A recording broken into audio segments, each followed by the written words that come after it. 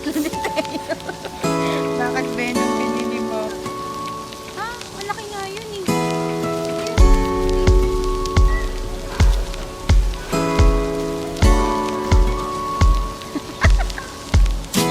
Tingnan mo naman, grabe na tangkad niyan.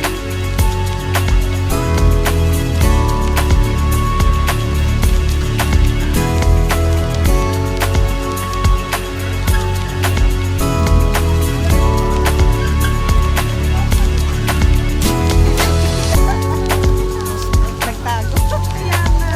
Ay, marami na nga eh. Wow, Pagkatapos kinain din niya. Bigay ni Tata. Ah, yung sitting ni Tata.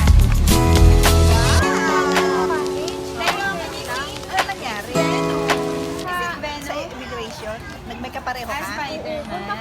Spider-Man naman pala. Kasi tingin ko lang, baka Ah, mamaya okay. kayo namin. Oo, para maayos mo na habang nandito tayo. Eh kasi ano daw sa Intramuros pa daw yung pagkain natin. Eh, sabi ko sa atin, walang daw ako ng papel. Baka